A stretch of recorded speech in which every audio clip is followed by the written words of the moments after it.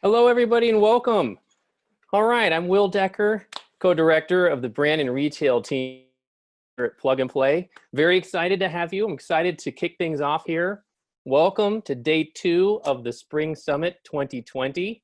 What we've got is Batch 13 Expo for the brand and retail program. There we are, day 2 afternoon. So thank you for joining us. If this is your first event, if not, welcome back. We're really excited for the program this afternoon. Batch 13 for brand and retail, that makes us the longest running program here at Plug and Play. So fantastic. I'm joined here with my co-director, Kevin Parcatu. Fantastic. And hey, all right, everyone. All right, well, let's get going. As you know, we're joined from folks who are old friends and some new ones. Here at Plug and Play, we're helping the world progress through innovation and connection. This is something more important today than it ever has been before. We're solving some really hard problems together, so we need a lot of ideas and innovations. We've seen many pivots, a lot of hustling, and a lot of creative and new ideas, and all about getting things done in today's new world.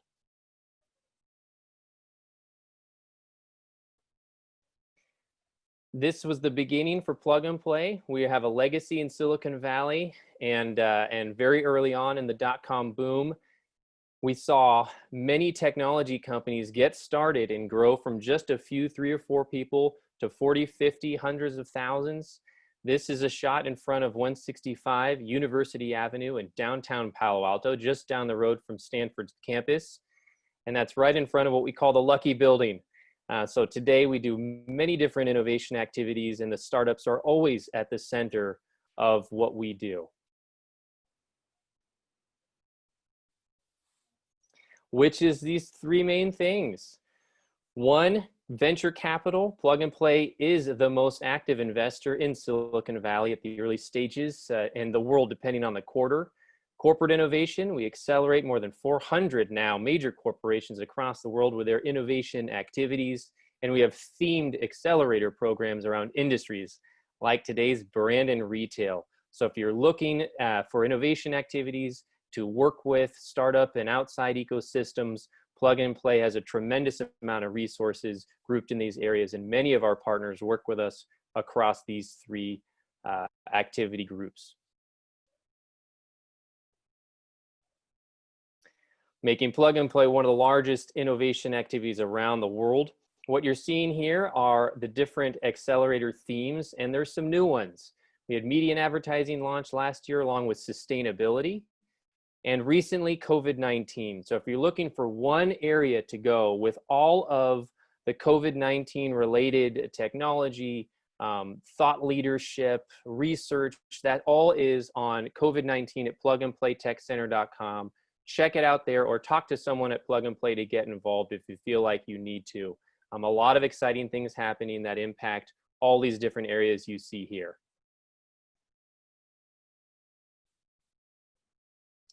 Here's a view of the locations across the world where we have teams working with partners virtually today, of course, but these are local areas focused on local themes, drawing from our global resources.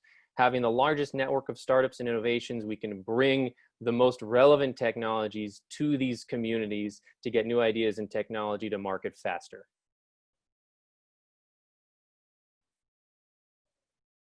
And we can't do it without our corporations. So thank you to many of our founding partners that are with us still today.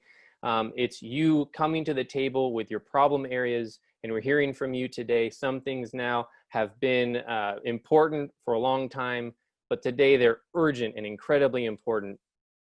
So thank you for trusting us and our teams in helping you find those types of solutions. Thank you for looking out to the startup community. Perhaps there's startups in the ecosystem that need a little bit more help now in terms of the resources that our corporations can provide. So being able to bring those 2 groups together has been incredible for our team. So thank you to all of our partners. Today's theme is the store of the future. We came together over 3 months ago and said, when someone walked into a store or was at home and went online, they needed to be recognized and get a familiar, personalized experience, whether that was one centered around convenience or one around curation. And there were all these different ways and technologies that needed to work together in order to deliver that. And that brings us to where we are today. We still have a group of incredible startups we're going to get to see at this Expo graduation that fit this theme, but many have pivoted and included new solutions that focus on digital or other areas related to COVID-19. To talk a little bit more about that, I'd like to kick it over to my co-director, Kevin. Yeah, so as many of you know, when we started this batch, the store of the future never really meant only in store. It meant online, it meant on your phone, it meant in the vehicle even. And what we've seen is that that thesis has really come to fruition right now during COVID-19. We've seen, if we study kind of technology and innovation, the financial crisis caused massive innovation within banks and the regulatory system. And COVID-19 could be that kind of push the retail and the travel and other consumer industries needed to adopt new technology. So as shown in this slide, we're already seeing brands that we don't partner with, but are really kind of adopting some new partnerships. So on the left, we see Louis Vuitton that partner with Redbox in China that does a live stream shopping service daily. In the middle, we have BMW, which just launched sponsorship of 5 major esports teams for a 5-year deal. It's a multi-million-dollar partnership. And of course, on the right, many of you know, because it went viral, Nike is now hosting live workouts with both celebrity influencers and individuals as the key athletes. So this shows that, during this time, you can be innovative. It's just about adopting new channels.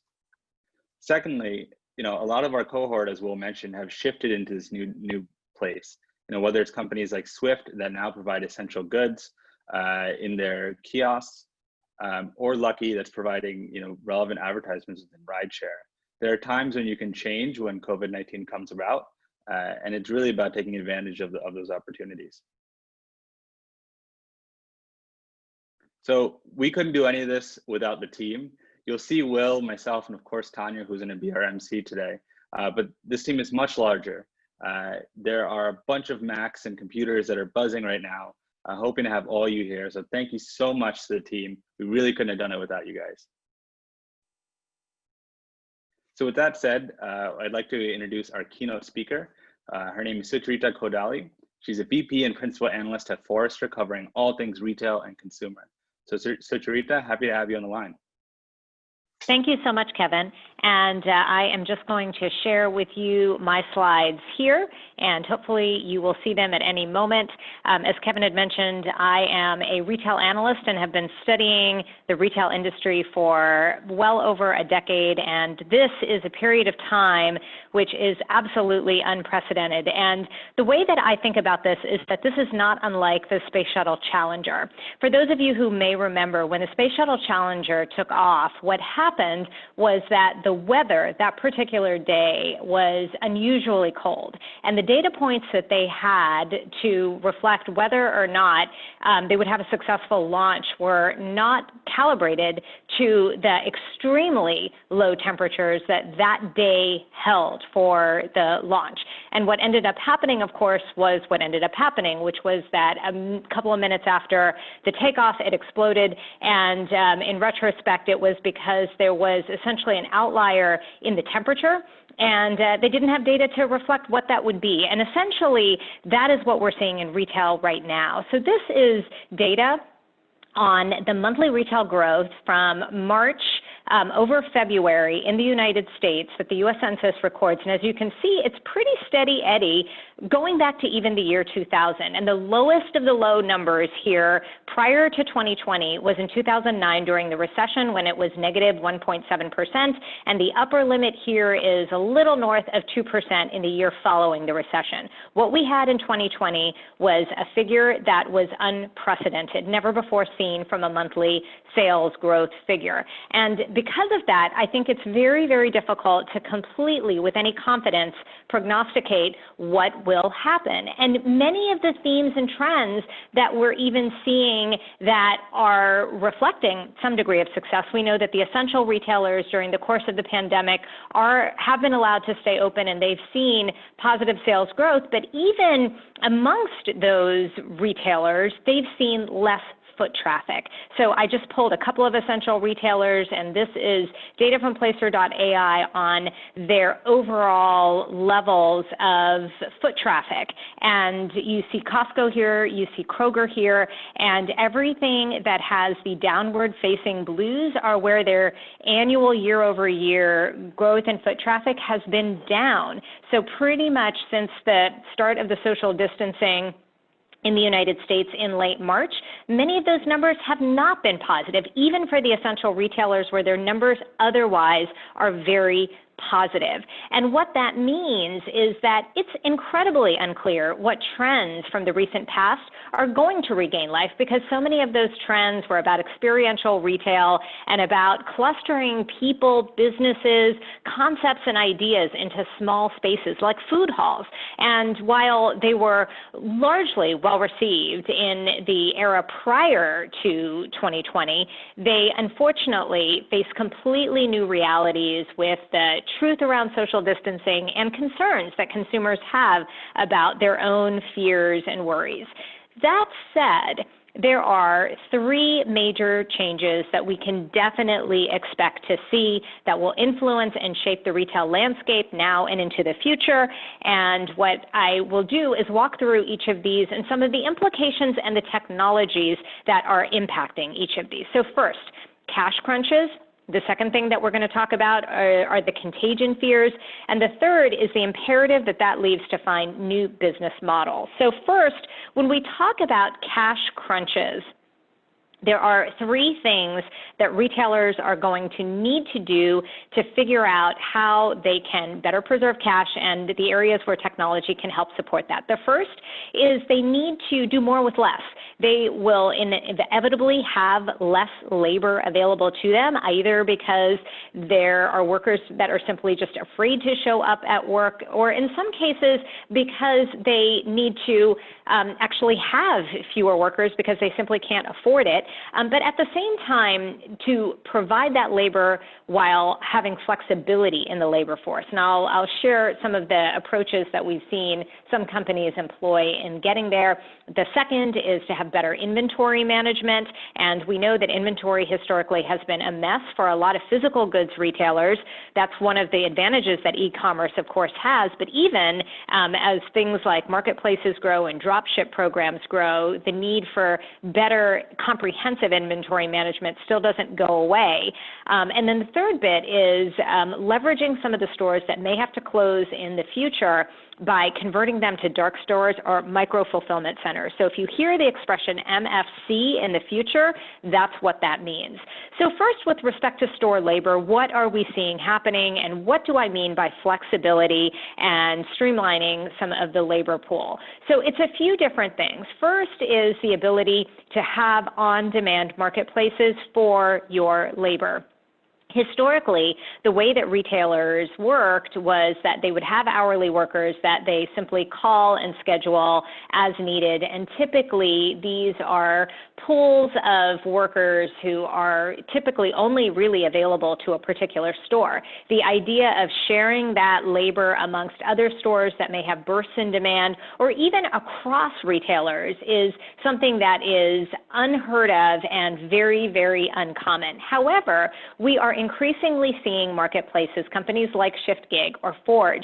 And in Germany, there was actually an example where Aldi and McDonald's had shared workers because McDonald's had to be closed, but Aldi was left open because it was considered an essential retailer. And because one needed more workers while the other did not, there was the sharing of labor in that kind of a pool to enable that to happen. And this is where we see much, much more efficiency that works for retailers. So they don't have to necessarily be the only ones guaranteeing hours for the best sales associates, but you can spread that across a number of different merchants and actually deliver better. You can deliver more efficiency for the retailer, and then the store associate ultimately gets more hours too, which presumably over time delivers a stronger pool of store associates overall. We know that that's one of the biggest challenges in retail is the high amount of turnover. and often the issues associated with retraining those store associates and often not delivering great customer experiences in lockstep. Other issues are related to even just managing flow from the standpoint of features like crowdsourcing. And that is what Go Spot Check and Field Agent do, which is a significant part of any of a district manager or regional manager's job is to make sure that stores have actually been set to planogram, that they are in compliance with what brands want, and it's often very expensive and cumbersome to manage that, which is why in so many cases you may have a haphazardly set store or information that should be reflected on an e-commerce site about which aisle a particular product is. You've probably had that experience, right, where a website will say, this item should be in aisle bin 24, and you go to E24 and nothing is there. Well, that's because that store hasn't been set to compliance, and often there is some type of a gap in whether or not the workers have actually followed directions. But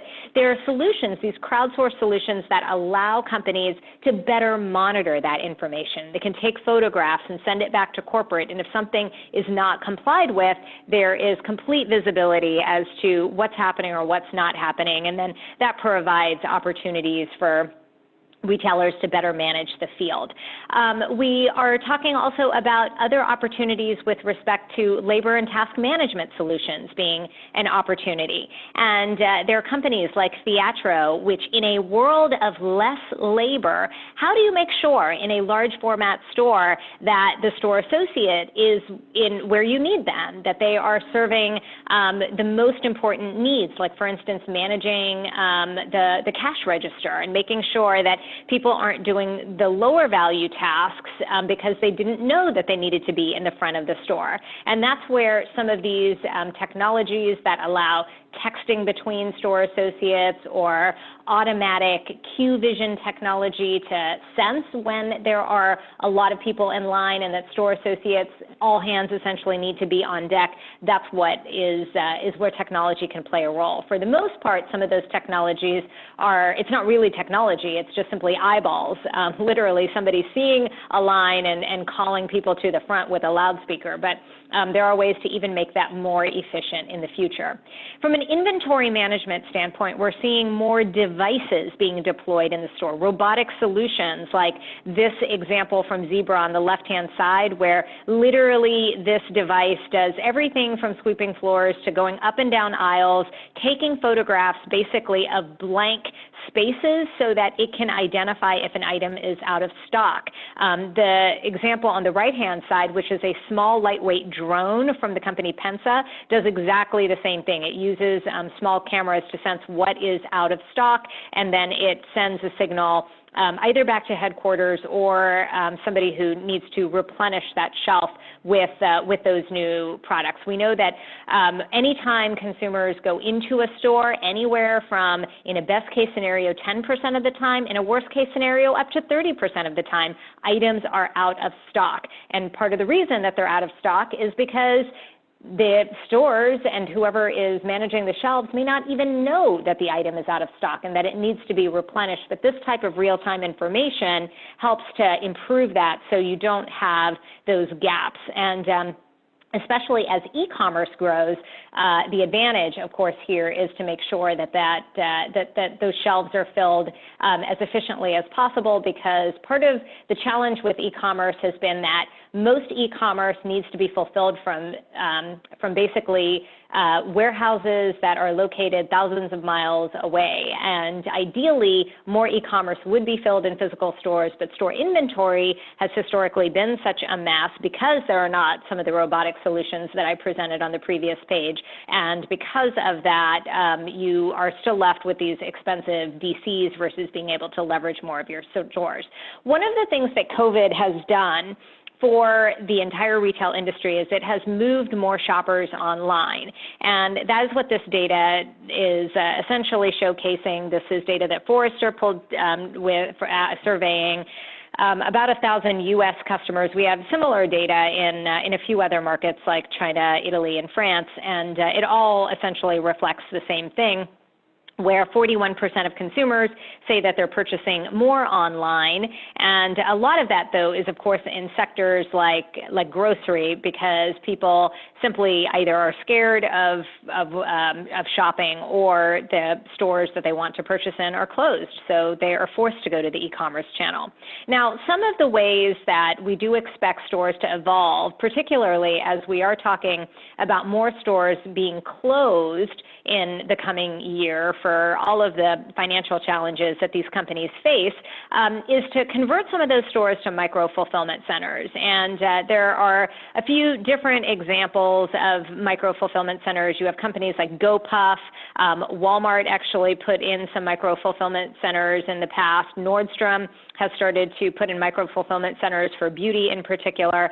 And essentially what this does is that it segregates areas often within a store, or it can be like a smaller warehouse that's close to an urban area, that it brings the merchandise closer to shoppers. It's faster to fulfill. It's easier to fill those orders, and you reduce some of your carrier costs in getting that merchandise to customers. So you can get some of the speed of a Prime Now, and you aren't dealing with some of the challenges of picking items from a shelf or for a live store that's actually active. What's interesting, I would argue, about a lot of big box stores right now that have been deemed non-essential and have been forced to close is that they've almost had dry runs for being dark stores, because they're all essentially dark stores. They are closed to customers, but they're open for fulfillment. Another concept that is important to recognize from the changing and evolving need of physical stores and where the challenges with cash go is that we know that the restaurant industry is one of the sectors in retail that's probably been most adversely affected by the pandemic. A number of restaurants will likely close because of their cash situations. But what we also expect in the future is that the most talented chefs will likely morph into newer business models. And some of the most promising ones that are lower cost from a capital intensive standpoint, but also relatively strong from a customer experience and ability to deliver decent value, are the idea of cloud and ghost kitchens. And what they essentially do is that they're online only solutions where you order products and items off of a menu, and you have things either delivered or you can pick them up. A cloud kitchen has a number of different restaurants clustered in one venue to spread some of those costs, and it provides the added value of, if in the case of delivery, being able to cluster delivery solutions. So, because one of the biggest issues of inefficiency regarding things like grocery delivery or restaurant delivery is that it is often extremely inefficient because there's a lot of driving miles going from place to place. The second big point is around contagion fears.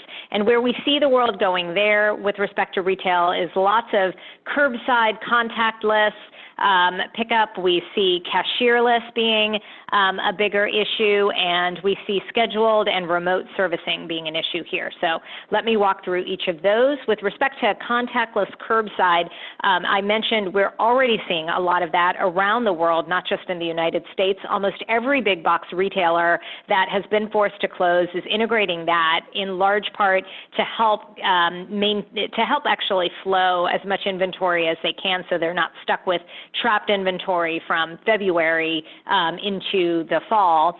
But you also have the same concept existing around the world. Some of the most mature examples are companies like Chronodrive, which is the example here in the upper right. It's a division of the French retailer Auchan, and what it essentially has been is exactly what you see. Is it's this drive-through set of lanes. You order online, and it's all dark stores. So these are warehouses that consumers don't go shop in, but you order from them, and then you go drive there. They put the items in your trunk, and you go drive off. And what's amazing is that this is what contactless was, but this has been around for many, many years. We also expect some efficiency with some other omni-channel opportunities that are what I called clustered pickup and drop-off. So two examples of companies that I think have done this in a very fascinating way are Peach, which is a lunch delivery service in some urban areas like Boston and Seattle. And what they do is that they allow consumers to place orders for whatever is the daily menu that morning, and then they will deliver all of those packages often to that office building at some point in that lunch period. And so it works really, really well when there are a lot of people ordering all at once. And what it does is that rather than deal with some of the inefficiency of making multiple drop-offs, they can do one drop-off, and that ends up being a much more efficient process. We know that delivery density is a big deal for any business that has delivery. The example on the right is actually, unfortunately, now a bankrupt company that isn't around for a number of reasons that I won't get into, but Relay Foods always had this fascinating concept of basically putting your groceries in a truck, driving a truck to a destination, and giving people a window of opportunity to go and pick up those items from that truck. So they would go to, say, a church parking lot on a Sunday afternoon or an office parking lot on a Wednesday afternoon, whenever their drop-off time was. And again, this idea of clustering becomes so much more efficient than some of the inefficiency we have now with delivery that makes it incredibly expensive and difficult to scale. Touchless delivery also is an opportunity. Amazon has been experimenting with this for years. You've probably heard about Amazon Key and some of the ways that delivery personnel can enter a home and actually put items in the home or in a refrigerator. But some of the approaches that I think actually make more sense and are probably more palatable to a lot of customers are delivery into a garage. So there's integration with garage door openers, which I think more people probably feel comfortable with versus having somebody allowed into your home, or delivery straight into a trunk. The challenge, of course, is that has to be integrated into car manufacturing, and there are only a handful of models that have even thought about this. But the idea is an interesting one, and if there's a way to put some kind of a plug-in into a door latch that would enable that in the future, that's where some of literally the unlock would be. Just walk out technology and cashierless commerce is something that we've certainly heard a lot about in the last few years because of the Amazon Go model, but Alibaba, Ocado, and JD all have these kinds of robotics and just walk out technology in their own stores. They are still nascent, they require a lot of cameras, and they're not inexpensive. But when we talk about how can you be more cashierless, things like touchless commerce and self-checkout tools are likely to become much, much more commonplace in the future. This, I think, is an ideal state, which is very much a futuristic vision, but we have an evolution before we get to where that could possibly be. And then finally, I want to talk a little bit about remote servicing, because in a world where people aren't going to want to necessarily talk to other people, there are still plenty of opportunities to leverage remote service, whether it is a kiosk in a physical store where you can be connected to a highly skilled store associate, or whether it's the ability to leverage some type of a web conferencing or FaceTime type tool that you can click through a button on an app to also get connected to a sales associate in real time, can be incredibly valuable and very, very helpful. We also talked a little bit about scheduled servicing, and this is important because this is a way for retailers to be able to manage some of the flow that they need to accommodate stores in order to make the most of whatever it is that they are doing. And that's what's incredibly important here, is to also recognize how Best Buy is one of the players that has really pioneered that. Next is also talking about new business models. And when we think about new business models, we're thinking about things like stores in stores and how can you make more from less without having to incur inventory costs. new opportunities through upskilling existing labor so that they can be redeployed to areas that may be in higher growth, like digital. And this, I thought, was just a really interesting example. Beta is a retailer that had physical stores, and they had to furlough a number of their employees through the course of the pandemic. But one of the things that the CEO offered is essentially free code classes for the employees. So a great way for them to, in the time that they are not employed, to actually become more skilled and hopefully in the long term more valuable to the company long term. And the last bit here is about the monetization of store traffic. One of the things that is important to keep in mind is that you have most of the money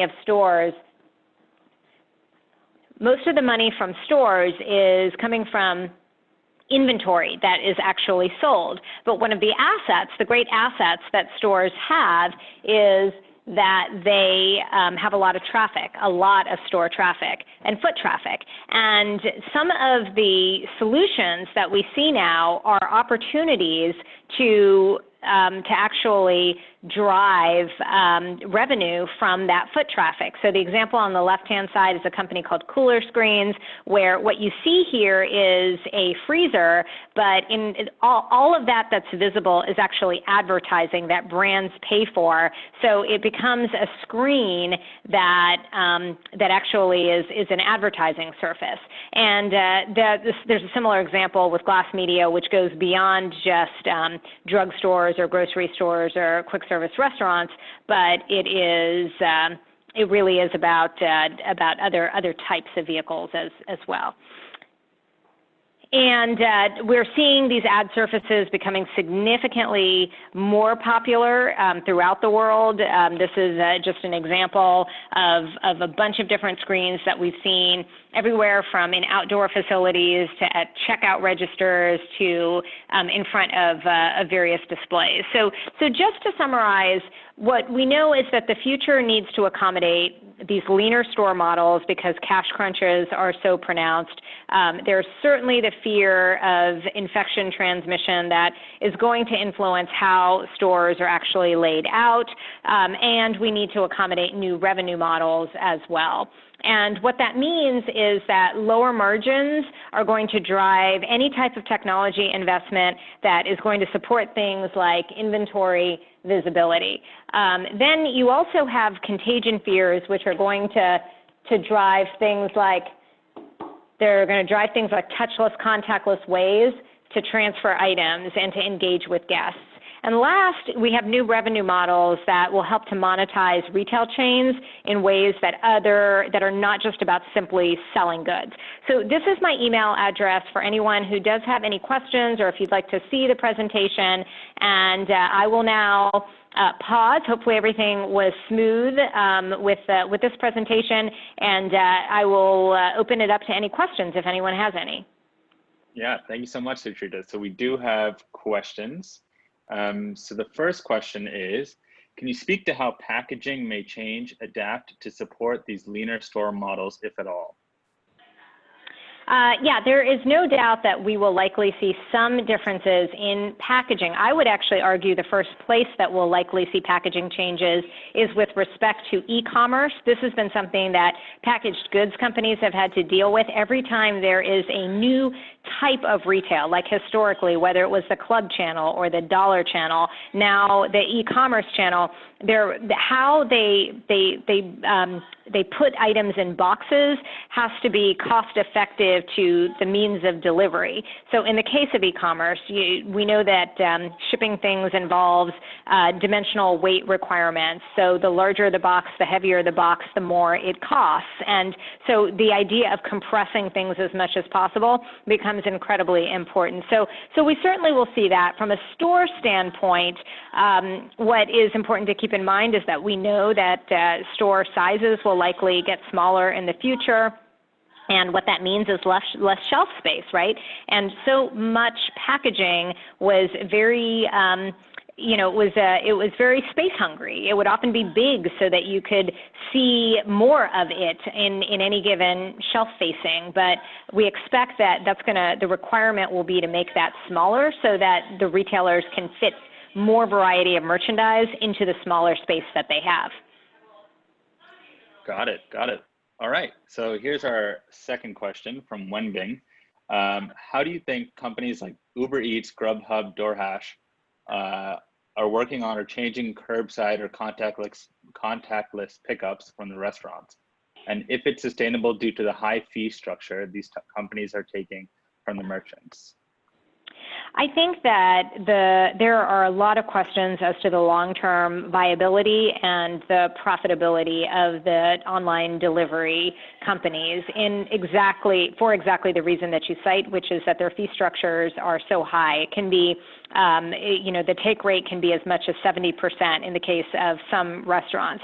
That's just obviously not sustainable for anyone. The restaurant margins are in the low single digits. So they really, really need to think about long-term viability. I think that what has happened is that the pandemic was just so sudden and it surprised so many people. Many of these companies did not have e-commerce websites. They didn't have any digital savvy themselves, so it was very, very easy for them to jump on board with an Uber Eats or a Grubhub that literally you didn't even need to do anything. They would bootleg your menu for you and start, kind of generating orders. The challenge is that once you start seeing the checks come in and you see what their take rate is, then restaurants start to do the math and recognize that, this is not the most profitable means of engaging. I either need to renegotiate the deal or sever the deal entirely and look to other alternatives and invest in my own digital channel. And I think that's ultimately the direction that you do see for some of the best retailers and for some of these best restaurants, is that they have to invest in their own digital ordering platform, and then they have to figure out whether they're going to have their own delivery fleet or whether they work with a lower cost delivery solution or they just do curbside. So hopefully that answers the question. Yeah, and we as an investment firm totally agree. We've looked at a number of food delivery platforms, but ultimately the economics rarely ever made sense. And a lot of times, these companies can actually do a better, more profitable operation by running it themselves.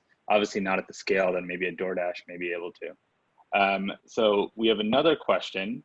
Among these new innovative consumer engaging ways, when are we forecasting our life post-COVID, which will remain, and what will that like? I think what this individual is saying is, what will life be like? What are the consumer trends that you've talked about? What do you think will stick post-COVID? So from a consumer trend standpoint, I think that's one of the big questions has been how much stays digital. And we know there's no question that we've been heading in a digital direction, an e-commerce direction for years. What this ends up doing is probably accelerating and helping us as an industry to maybe skip a year, possibly two, from a penetration rate. So anything that you've already been seeing trend-wise, which is, how much you consume medicine online or how much you are buying your groceries online. What you'll have is more of that happening sooner. In some cases, you will have a pretty drastic switch, like in the case of, say, a telemedicine. In the case of things like online grocery, I would project that, we will see maybe we had seen online, our projections for online grocery were 5% at the end of 2019. We'll probably see 6% penetration, within the next few months to possibly end with a 7% penetration by 2020. Originally, we had projected that probably 2021 would get us that number. So we're seeing just those figures brought up a little bit in time. Gotcha.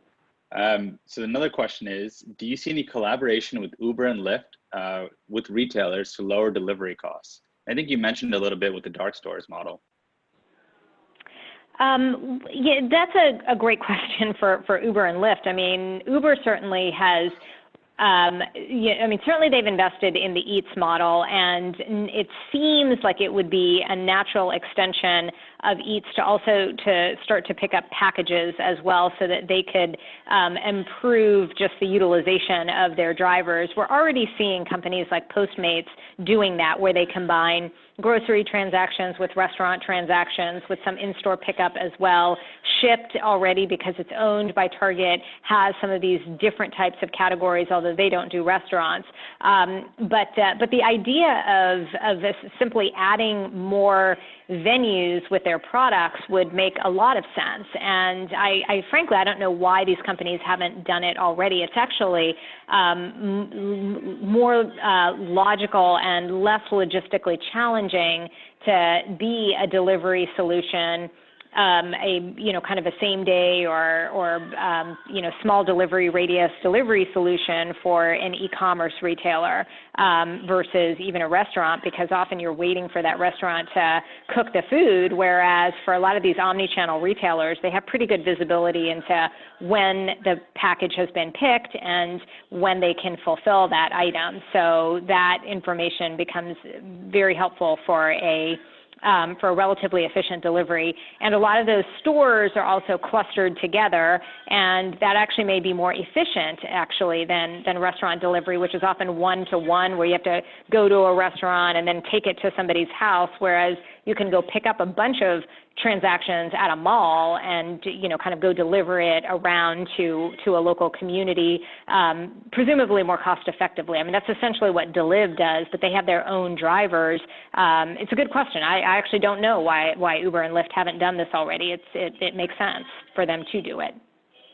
Yeah, so we've seen Uber and Lyft more focus on the on top of the vehicle advertising or in-vehicle advertising and expanding on that user group. There have been a number of startups that have actually come into this space. Probably the most famous one is one called Dark Store, which one leverages the microfulfillment centers that you mentioned earlier, Sutrita, but then they also plug into the Uber and Lyft APIs. So there have been some solutions, but I agree, we haven't seen a direct connection with Uber to any retailer. So we have two more questions, and then we'll wrap it up. So this one comes from Yuji Doi. How do you think the change of the retail lead to affect the lifestyle of people? For example, more people are starting to live out of urban areas. If so, what kind of infrastructure should be followed to support the changes, such as roads? That's an interesting question. What happens? It's almost an urban planning question that's being raised, and I think that there's just so much that's unknown about what happens next. So there is a school of thought that says that the dense urbanism continues, and in that environment, you will see city planners being much more restrictive around what gets delivered where and when. The idea of just congestion and road wear and tear and just the inconvenience and the pollution that delivery vehicles may be contributing to absolutely will be regulated against in the future. And we're seeing things like the city of Seattle actually trying to force all delivery trucks to have licenses, and even using an app to direct them where to park when they go to deliver their items. And that makes complete sense. And that will likely be an outcome, is just restrictions around the hours that they're allowed to come in, congestion fees, just perhaps even additional surcharges on deliveries in the future. So that's one world. The other scenario, which is equally as plausible, is the growth of tier 2 cities and the growth of the move away from urban environments for exactly the reasons that the pandemic has exposed, which is you don't want to be in an urban environment if we're going to have a bunch of pandemics in the future. And the farther away you get from a dense urban center, the safer you are. And oh, by the way, the cost of living is much better in these less dense areas. Not to mention that most of them have internet access, and if you can do your job remotely, you are better positioned, and essentially by moving out of a big city, you've given yourself a 20 to 30% raise. So that, I think, is also a thesis, and in that scenario, I think that you pretty much have a status quo, but you basically have almost just a normalization of kind of supply and demand with respect to what the value that an urban environment would provide versus the costs and challenges that it delivers as well. Makes sense. So last question from the audience side, it's an emerge of two. So we have a number of fashion brands in the audience, and I think the biggest worry right now is all of that unsold inventory. As you know, fashion is obviously very seasonal. In addition to no one purchasing new clothing or new shoes or so forth. What do you think about the future of the fashion industry, specifically when you look at all the unsold inventory? How do they bounce back and become profitable organizations again? Well, there's no question that fashion is one of the hardest hit, and there will likely be a huge shakeout. A number of them are owned by PE firms, and I don't think that anybody that's owned by a PE firm and in fashion is going to make it much longer than 2020.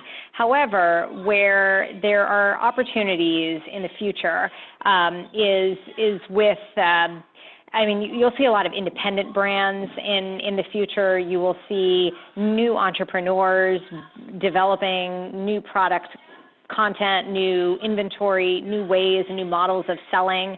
One of the prevailing ways that people have purchased in Asia has been video chat and live streaming. And that is something that, other than QVC and HSN, has not really become mainstream in the United States. But it makes a lot of sense. And in a world where we may see a shakeout in traditional apparel, does some of that get replaced with some of these other relatively low-cost means of selling merchandise, leveraging some of these celebrities or influencers that already have an audience and already have affinity with customers and buyers? So I think that what we expect to see as apparel will just change. It doesn't go away. It just gets consumed by different brands. It gets consumed by different sellers and different channels. Malls will either have to be redeveloped, or they will just have to find new tenants that that serve whatever customer needs are in the next year or two. Awesome. So that wraps up the Q&A. Thank you so much, Chitrita, for your time. This was an excellent presentation, and thank you for your insight. My pleasure. Thanks for having me. Awesome. So now I'm going to kick it off to Tanya Ma, our Ventures Associate, who will be the MC of today's ceremony. Thanks, Kevin. And hi, everyone. I'm Tanya. I'm from the Brand and Retail Ventures team, and I'll be the MC. So thanks again, Sucharita, for your presentation. It was super insightful. I'm going to quickly go over everyone's favorite activity of quarantine, which is the housekeeping items. So after each company's presentation, you'll have an opportunity to submit questions via the Q&A box, just as we've done for Sucharita. So please include the company name, and the startups will be online to answer any questions. So after the presentation, there will also be a poll. Please vote yes if you want to follow up with any of the companies presenting. So we have 15 amazing startups presenting today, ranging from robotics to live streaming, e-commerce tools, and everything in between. So without further ado, let's jump straight into the first startup. So companies are increasingly looking towards robotics and automation to help them navigate the current and the post-COVID world. Fabric is designing and building an entirely new automated logistics infrastructure in cities so that on-demand fulfillment and delivery can happen faster, cheaper, and at scale, essentially offering fulfillment as a service. Hi, I'm Anne-Marie. I'm with Fabric, formerly Common Sense Robotics, and what we do is microfulfillment. We support our retail and brand customers to deliver an on-demand delivery fulfillment proposition for their customers in an automated robotic solution. Let me show you how.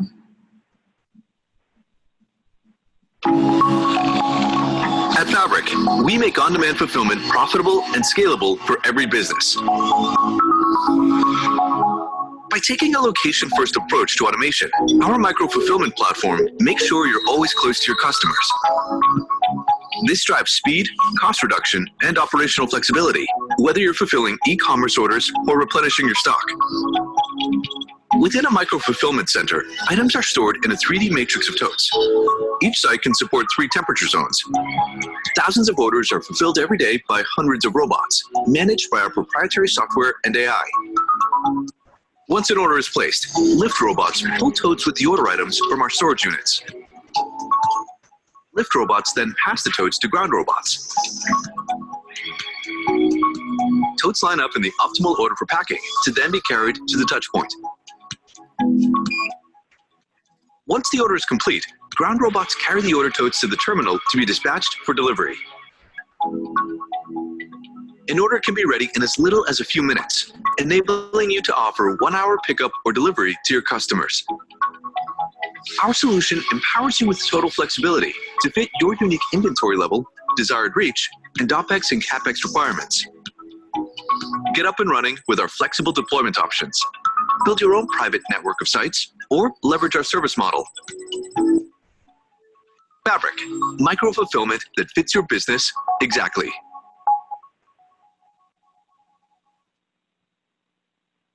So a little bit about our company. We were established in 2015. We are founded in Tel Aviv, which is where our research and development and engineering teams all sit. We also have a global world headquarters based here in New York City, which is where I sit, along with our executive teams and some other team members. We are very well capitalized with some great investors, Temasek, CPP, Corner, LF, Innovation Endeavors, which is Eric Schmidt's fund, and Playground, which, and then lastly, we just announced Kraft Heinz, Evolve Ventures, which came in just a few months ago. So we have 15 sites under development and a couple of live ones in essential businesses, coincidentally, grocery and pharma, where we have seen an increase in on-demand orders on average by 240% since the onset of COVID. And our solution has been able to handle that very, very dramatic surge. It's a very simple solution. It's robotic, full stack solution with 5 components. It is modular and flexible. Modular meaning it can grow with your business, so you don't have to buy everything on day one. And flexible meaning that it can also fit into all kinds of spaces, including an in-store location. In-store, quiet enough to be in front of your customers, back of store, dark store. You could do buy online, pick up in store, click and collect, as well as an on-demand fulfillment. We provide 2 types of products: platform, which is you own and operate, which is more of a CapEx model designed to your specs, volume, and needs, and what your future growth patterns are. And also micro-fulfillment as a service, which is the network that we offer, and our first site is launching in Brooklyn in August. I'm Anne-Marie. You can reach us at getfabric.com. Thank you so much. Thank you so much, Anne-Marie. So we will have Anne-Marie on the line to answer any questions that you may have. So please type them into the Q&A box. And remember to vote. That should have popped up on your screen now. So if you'd like an introduction, please click yes. Sucharita actually mentioned the topic of micro-fulfillment earlier in the keynote. So this was a really fitting way to start the day. So up next, we have Yaniv from DID. So the facial recognition market is growing exponentially and has made our faces essentially our identifiers. And that's led to privacy concerns and, of course, the establishment of new laws.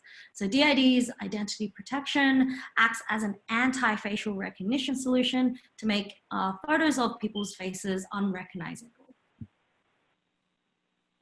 Hello, my name is Yaniv Levy and I'm running products for DID. Today, I'm going to talk to you about our video anonymization technology. But before I do that, let me show you a short video. So on the left-hand side, you can see a video footage that we've downloaded from the internet. On the right-hand side, you see the anonymized version. An anonymized version means that we took the original video and detected all the faces and replaced them with computer-generated photorealistic faces.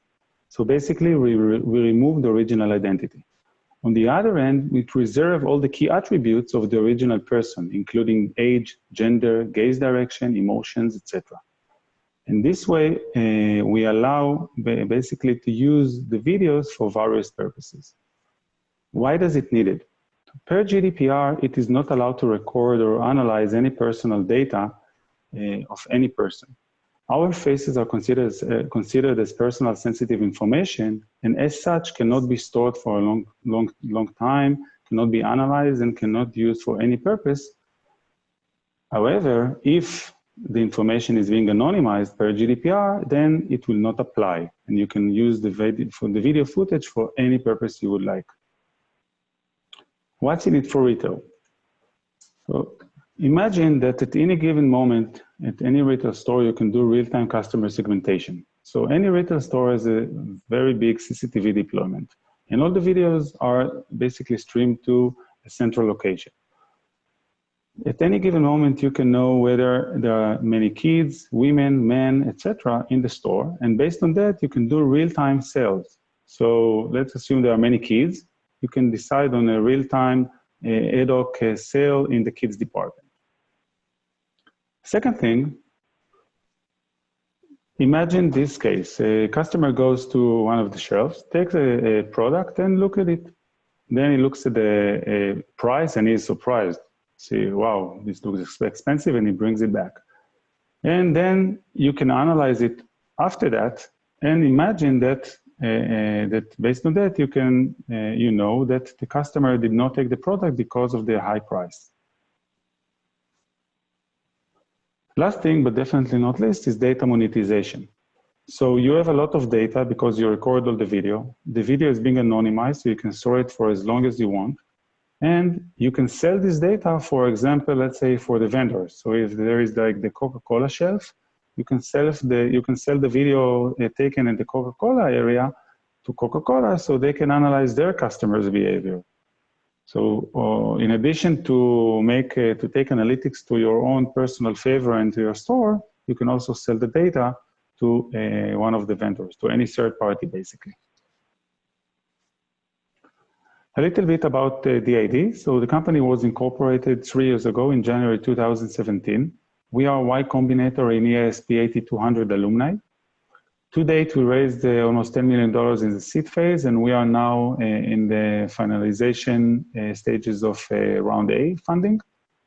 We got the European Union grant 2020, and we also got the Israel's Innovation Authority grant. That's it. So for any questions, you're welcome to contact me. Thank you very much and have a nice day. Bye-bye. Thank you, Yaniv. The anonymized Chris Hemsworth still definitely look like Chris Hemsworth, which is really interesting to see. So up next, we have Hero from Viral Space. Question out there, have you ever posted a photo which you thought was really great, and you posted it, you only get 2 likes, and you really wonder why? So Viral Space predicts the performance of visual assets and aims to increase engagement rates and eliminate the guesswork that marketing teams apply to visual marketing. Hi, we are Viral Space, and we use AI to help marketers make data-driven decisions about their ad creative. The #1 factor that drives the performance on digital advertising is the creative. As much as 56% of a brand's sales lift from digital advertising can be attributed to high quality creative. So it's really important to build creative thoughtfully. However, when it comes to creating that visual content, there is a lot of guesswork. Say that you're running an ad for one of our clients, Chubbies, and you've got an ad that's performing poorly. You might wonder, am I showing the right features of the product? Maybe I should change the background, video pacing, or copy. Or let's just do 100 A/B test with $1 million. With Viral Space, you don't have to ask any of those questions. Instead, you can know that you should make your text overlay appear at the beginning of the video ad, shift to indoor imagery, and increase the video pacing to lift performance right away. That's how we take marketers from guesswork to data-driven creative decisions. Now, it's important to note that these are not broad-based recommendations. For every client, we build a totally custom model based on your brand's data. We carefully stick to your brand voice and tailor our recommendations to your unique audiences.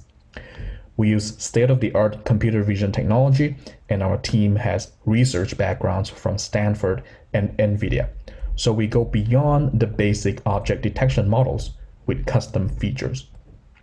Here's a deeper look into our product. we have features that touch every part of the creative process. For your in-flight ads, we provide live recommendations to lift your KPIs on the go. We help you understand exactly why your ads are performing the way they do. We help you provide recommendations to improve them and can even do some of the optimizations for you. We can also help you understand features to include based on your past ads and predict the performance of content before it's posted and even tell you what to fix before they launch. Since the start of Plug and Play, we've made a lot of progress. We've launched a new recommendation model and rolled out a suite of COVID-19 response materials. Today, we're announcing the launch of our marketing trends dashboard after analyzing close to 300,000 active ads and posts on Facebook and Instagram. Go to viralspace.ai/COVID to track the performance of COVID-related posts and get inspired by top ad creatives in various industries. Here's a case study of what you can do with the dashboard and our technology. One of our clients swiftly transformed their evergreen ads to adapt to the COVID-19 crisis and are seeing the return on ad spend improve dramatically. For example, this ad shifted from outdoor to indoor imagery, removed mention of vacations, added mention of urgency, and included other creative features like patterns and colors. You can see a 3x lift in return on ad spend with these changes. So our clients love what we're doing, and they're some of the most data-driven companies in the world. Agencies like Ogilvy and venture-backed brands like Chubbies and Minted are some of our clients, with many more in the pipeline as we work very selectively with brands. A bit on the team behind this. I am the CEO. I spent my career before business school in the trenches of brand social media. Apurva, our CTO, researched under Stanford's Vision Lab, and Michelle, our COO, did product design work at Ideal. Our advisors and angels lend us decades of experience from companies like Facebook, YouTube, Nike, and other Fortune 500 companies. We closed a $1.7 million round of funding 3 months ago from investors like Plug and Play, Quest Venture Partners, and Lightspeed, so we are here to stay. Today, we're also opening up a small allocation for strategic investment from the right partners. So if that sounds like you, or you'd like to see a demo of our product to discuss a pilot, feel free to reach out at hello@viralspace.ai. Thank you very much.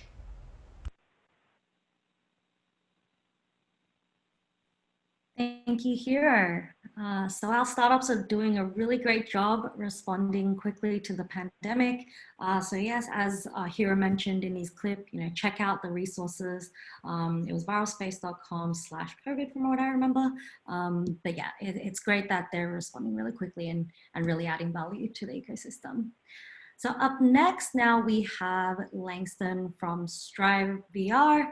So 70% of learning on the job occurs informally. Now that we're all stuck at home, we can't really do that anymore. But what if we could provide informal training formally? So born out of the Stanford's virtual human interaction lab, Strive VR immersive learning solution helps train staff using their real life immersive simulations. So essentially VR training. Hi, everyone. I'm Langston Johnson from the business development team at Striver, and thank you for taking the time today under less than optimal circumstances, to say the least. I hope everyone has had a chance to watch some of the webinars Plug and Play have been hosting, and I recognize some people might have some background knowledge on virtual reality training, but for the sake of this presentation, I'm just going to pretend that everyone is starting from scratch. So one of the classic technologies to help a person get better at a job, and probably the most impactful, cost-effective training technologies ever created, is this, the flight simulator. New aspiring trainees or seasoned pilots practice flying planes, takeoffs, landings, in-flight emergencies without the risk of killing anyone or crashing a multi-million-dollar asset from the safety of a simulator. So with these virtual reality headsets, which are like a flight simulator for enter your XYZ retail job, operations, safety, learning and development, and HR leaders can help improve the performance of their teams by transporting them into the actual situation they'll be working in. At Striver, we call this immersive learning and define it as a groundbreaking training methodology that combines the sense of presence of virtual reality with advanced learning theory, data science, and spatial design. Traditionally, leaders have had to significantly weigh the costs of preparing employees from a monetary, safety, and physical resources standpoint, and they had to decide if they would go for a more scalable approach or a more effective approach. If they decided on scale, they'd use online videos, or if they wanted to have a little more interactivity, they teach employees in a classroom. But now, with immersive learning, that trade-off is virtually eliminated because operations leaders get the same effectiveness as one-to-one training with the scalability of online e-learning videos. Now, to implement immersive VR training at an organization, there are 7 steps. The first is strategy. And being an end-to-end solution platform, we spend a lot of time in the strategy phase finding the right business challenge that can be addressed with virtual reality training. And those challenges usually deal with ride situations that are rare, impossible, dangerous, or expensive to train people on. So a quick example is active shooter training. Obviously, we hope this never happens, but you sure want your people to be prepared and know how to handle themselves to stay safe. Watching a video or having a manager and a couple staff members simulate that situation won't cut it. And the T&E of sending people to an off-site simulation would be incredibly high. When a training employee puts on a headset, they will feel like they're actually in the situation and can go through that emotional experience over and over again with that same level of realism they'd experience in real time. Then step 2, our instructional designers use the latest learning theory to design the right curriculum to translate your business's knowledge into a VR experience. Steps 3 and 4, we produce the content, which is like making a mini movie.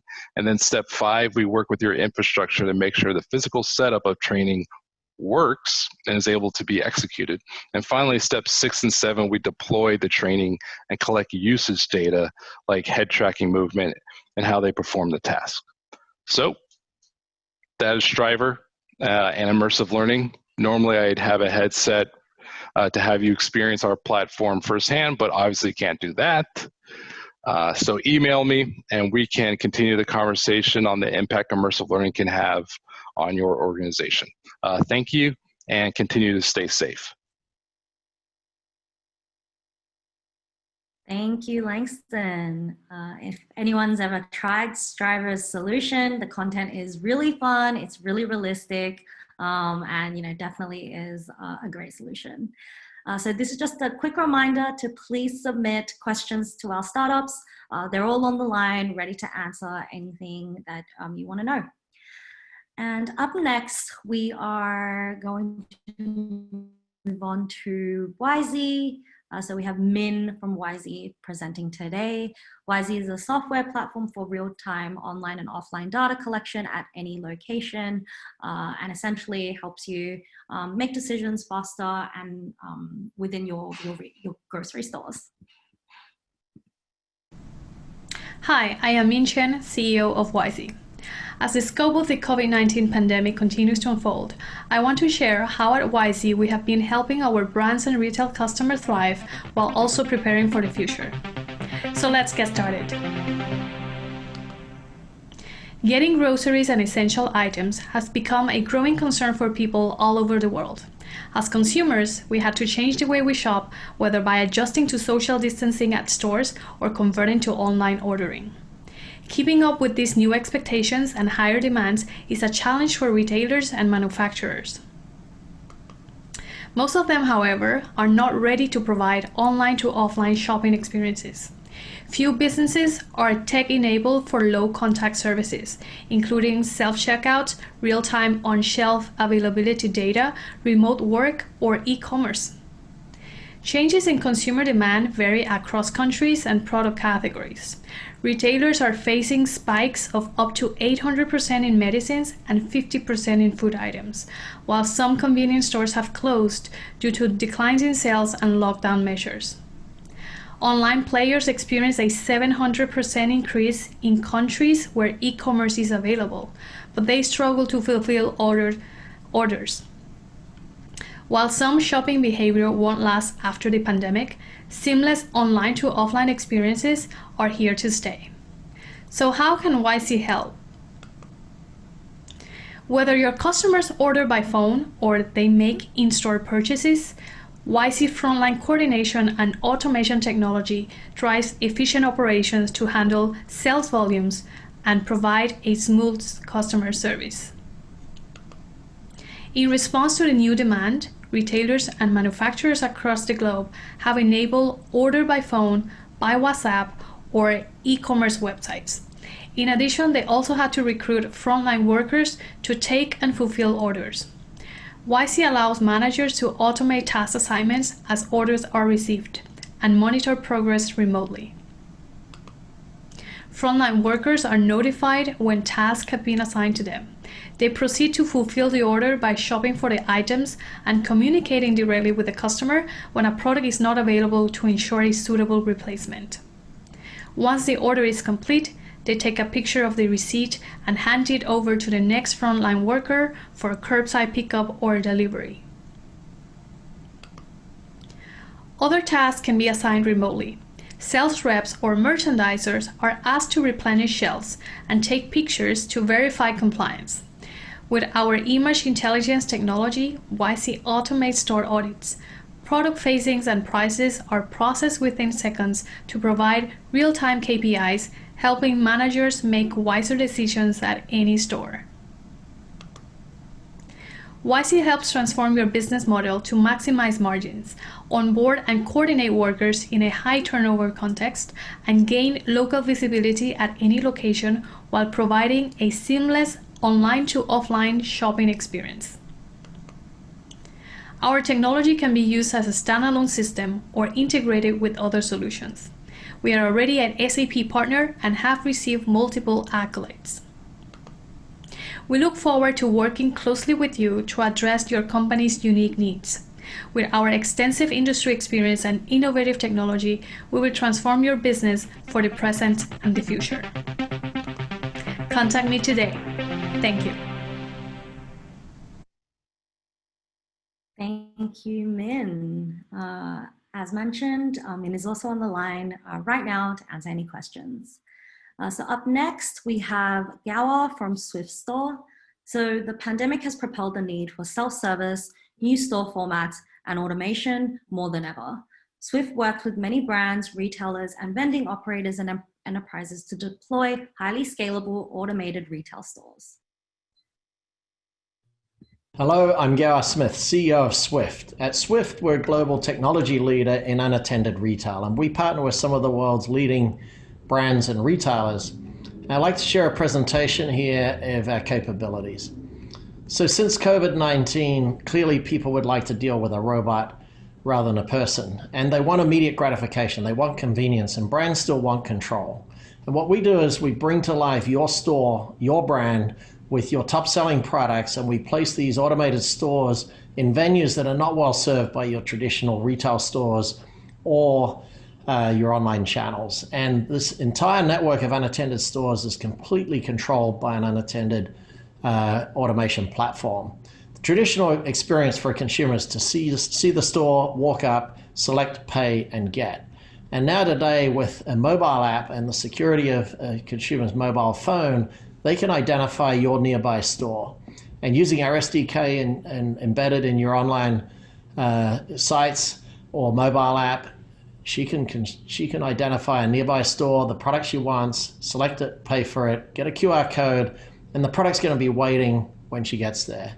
And the robot will quickly fetch it, and she gets it delivered immediately.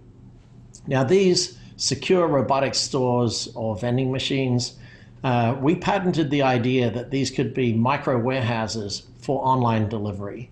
And so a courier could pick up instead of the consumer. And here we have a gentleman who's in a meeting. He can't get to the store. And so he purchases the item. He gets immediate gratification once he confirms payment and knows that there's a courier nearby. And this could be an Uber driver, a Postmates courier, a cycle courier that gets the order through the API, picks up the order, and in minutes delivers it to the consumer. And the delivery fee could be passed on or absorbed by the brand. We also have our grab-and-go cabinets, and these are like Amazon Go in a box. So here she walks up and authenticates using an SDK or mobile app or a credit card, like authenticating at a gas pump. What she takes is loaded into the shopping cart.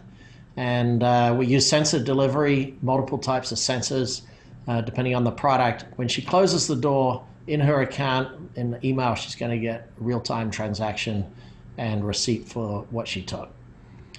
Our business model is all about generating incremental revenue and incremental profit. And we can package all the hardware, software, and services into a small monthly fee that's a small percentage of the revenue that we generate. We can deliver you all the end-to-end services so that you can just sell into this channel, or you can engage with us as a technology provider using our software platform and our hardware systems. We use data to optimize merchandising, optimize the supply chain, the location management, personalizing transactions, keeping the network up and running. We give you dashboards so you can see the performance of your stores, groups of stores, what products are selling, deep dive on analytics such as conversion rates and operational performance.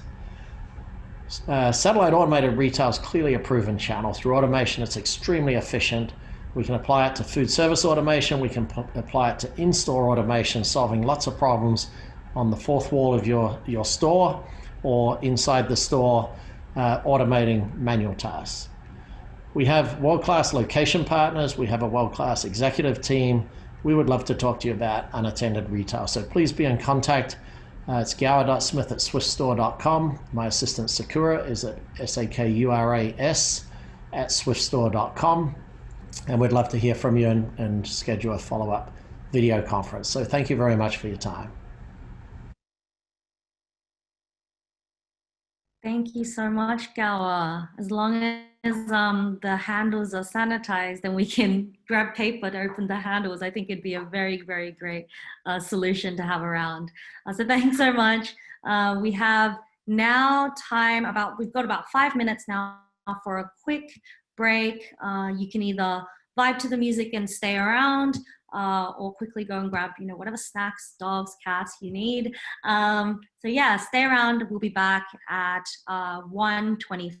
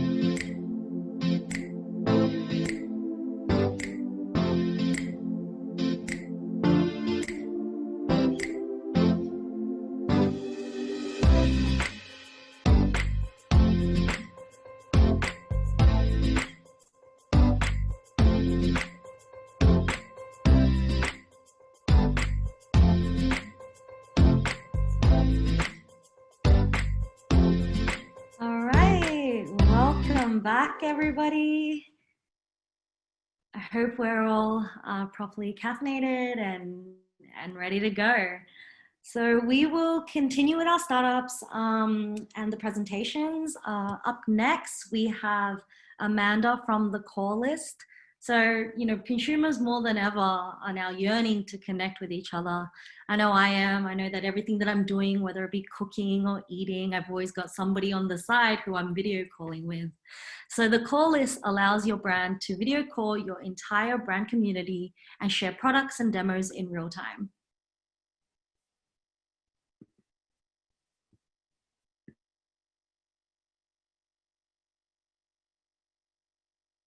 I'd like to thank everyone who's joining us this morning or might tune into this conversation later.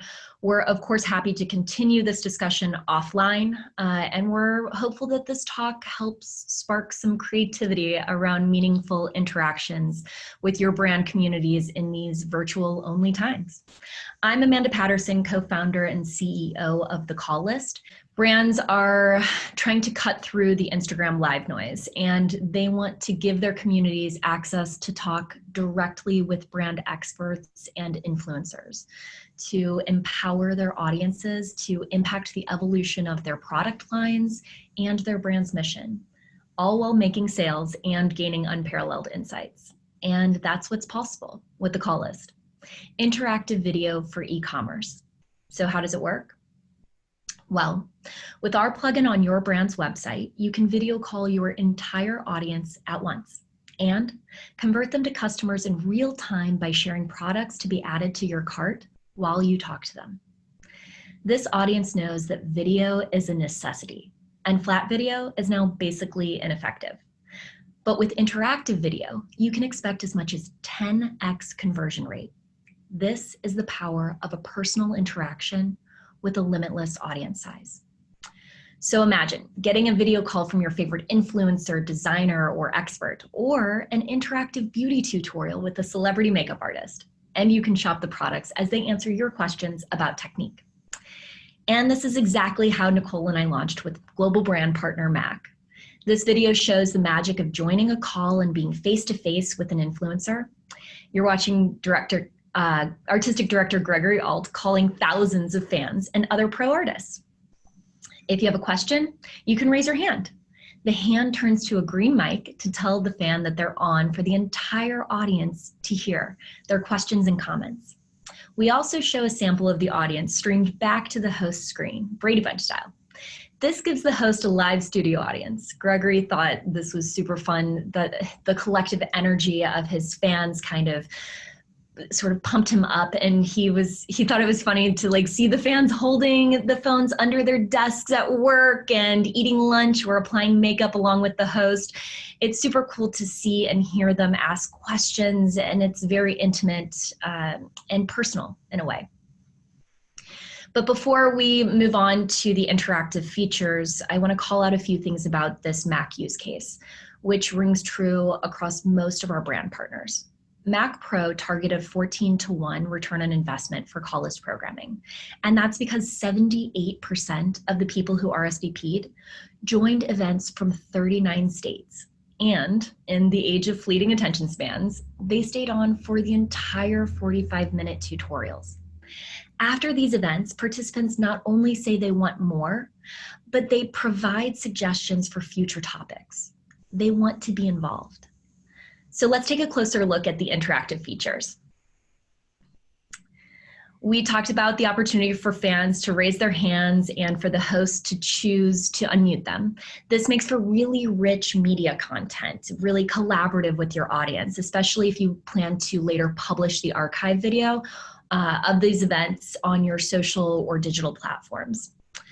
The host can also push out survey questions during the call to get their community's votes. So hosts see this feedback come back to them in real time and can change the course of the conversation to suit their audience's preferences. This survey question in particular could work for a spirits brand or a meditation app. And hosts can also feature products to add to your consumers' carts in real time while you chat. So think shoppable FaceTime from your e-commerce site. With our Shopify integration, we can get direct-to-consumer brands like our partner Bellbar Organic up and running in just minutes. People want to connect. And the call list powers these experiences for a limitless audience size. The brand decides how many people they want to connect and when.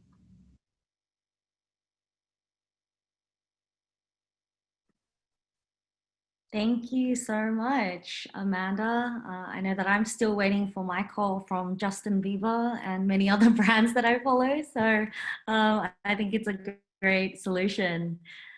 Okay, up next we have Freddie from Automation Hero.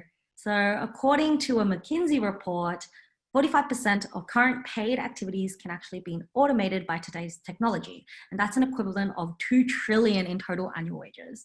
So Automation Hero has created an intelligent automation platform to automate tasks. Hello there. My name is Freddie and I'm Head of Strategic Partnerships at Automation Hero. Thank you so much for inviting us here today to present at the Spring Summit as part of the Brand and Retail Batch.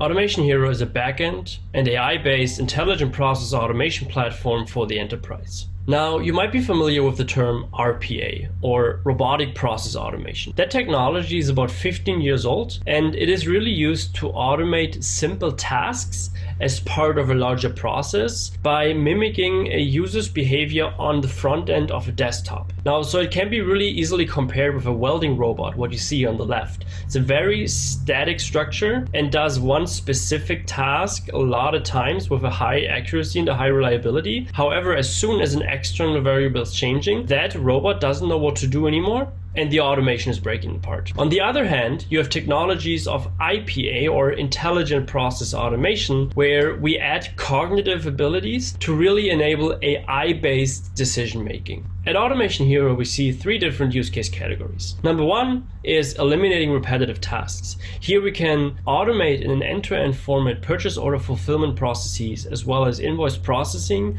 or simple data entry across customer management systems, ERPs, or product lifecycle management systems. What is really important is our ability to include our own natively embedded AI systems, and for example, in this case, AI-based OCR or ICR, where we're really able to extract structured information from any sort of unstructured data source, including email, large bodies of text, PDF documents, or even handwriting. The second use case that we see very often with our clients is automating common customer requests. Here we are very popular in a customer service center that, for example, is receiving a lot of emails. We can detect the intent of these emails and can, based on that intent, route them to a specific service agent, and then yet again use another AI model, in this case a dark data extraction model, to extract specific data and then base the next step on the data that we just extracted.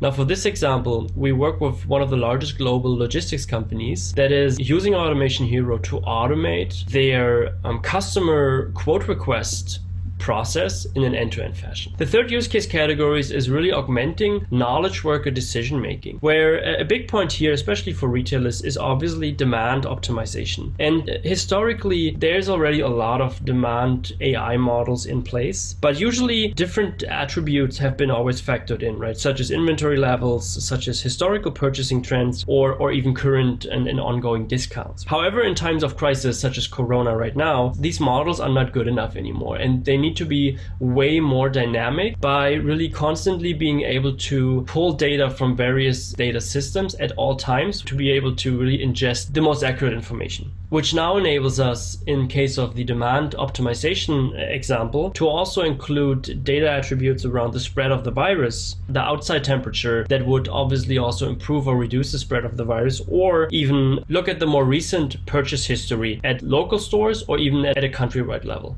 Other use cases in that regard are workforce planning or warehouse optimization, as well as dynamic pricing, where we use reinforcement models to really optimize themselves to always find the best possible price for everyone involved. Now let's look at the technology. Automation Hero is really built around our fast data processing engine. That's really the core of it, while we focus on 4 pillars.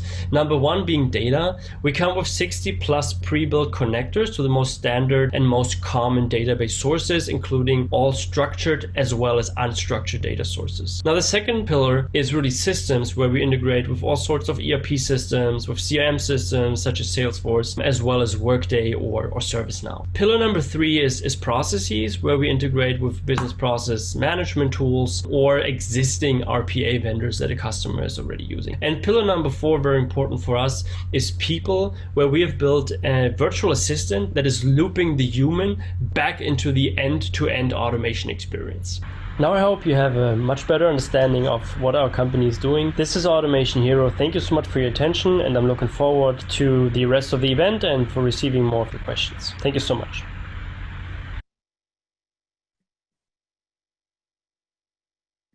Thank you so much, Freddie. I don't think I've ever said the word automate or automation so many times in one sentence before. So Freddie will be on the line to answer any questions you may have. So please send as many as you possibly can and make use of that. All right, so up next now we have the Peek Beyond. Bill will be presenting, and so the Peek Beyond provides interactive smart displays that engage and educate the consumers. The Peek Beyond, and we create smart stores and interactive experiences at the point of sale that collect consumer behavior data for both brands and retailers. So we use technology to capture new types of information that help businesses make better choices and customers spend more money. Retailers are taking massive hits to online shopping, and the consumer brand connection is being lost in store. Consumers would rather take the time at home to learn before purchasing, and the brick and mortar retail industry is lacking a very important piece of information, and that is how customers shop in store. So we drive sales and help retailers and brands better connect their values with their consumers. And we connect the brand's values directly to the shopper at the point of sale with experiences that are interactive and leave the consumer with something to remember. We give the consumer all of the product information direct from the brands. And lastly, we collect data on how the customers shop, what information is valuable to them, and what drives their purchases. So here it is, the Peek Beyond Smart Store. We have a 40% higher basket size over industry average, and all of the products are available at the customer's fingertips. They pick up the product, they place it down on the display to learn more. We've also seen 20% reduction in staffing costs, and we track over 10,000 consumer interactions per day. We've also developed our lift and learn technology, where our customers simply lift the product off the shelf to gain more information. This is just one example of how we're continuing to innovate on new ways to engage and interact with consumers. Through all of these smart stores, we've been collecting lots of data on how customers shop, so we can see how many products are picked up, what information is viewed, and ultimately what's driving the purchase. And through all this data, we've noticed that customers who touch products are 60% more likely to purchase them. So we created a branded version of the experience that ignites when customers pick up products. We have branded environments, and we also have interactive point of purchase and merchandising displays in any size that can be scaled to thousands of locations at a time. So these user interfaces contain all of the brand's media assets, photos, videos, and copy that would otherwise never reach the consumer while they shop in the store. And here's our latest creation. It's a mobile sales unit used by field reps during demo days. This sleek display pops open to be a fully featured digital brand representative and collects data on customer touches, interactions, and interests. And we're in the process of building 20 of these that will go into the hands of their reps and then permanently installed in retail locations. Our technology is industry agnostic, and our UI is moldable to fit any type of brand or product. Here is a Lift and Learn Spirits display being installed in the Miami airport. The user picks up a bottle and swipes to learn more. And here is our foot action display, which has been greenlit in 25 stores. And it's the same concept. Customers would pick up a shoe, they'd place it down on the launch pad to learn more. And we are the team putting all of this together. And with our breadth of experience, we hope that we can create a lasting relationship with you all. Just want to say that we have totally enjoyed our experience with Plug and Play. We've met very valuable people, have created great relationships, and we continue to want to connect. So we are here. Please reach out and we can create something for you as well. Thank you.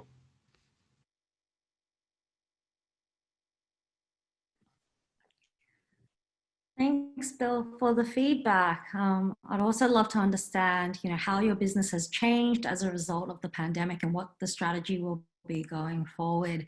I think a similar question was just asked, so I think a couple of us would be curious about that. But thanks so much, and stay on the line. So up next now, we have Sneh from Lucky. Lucky provides a location-based marketing API that allows brands to engage with and gather consumer insights.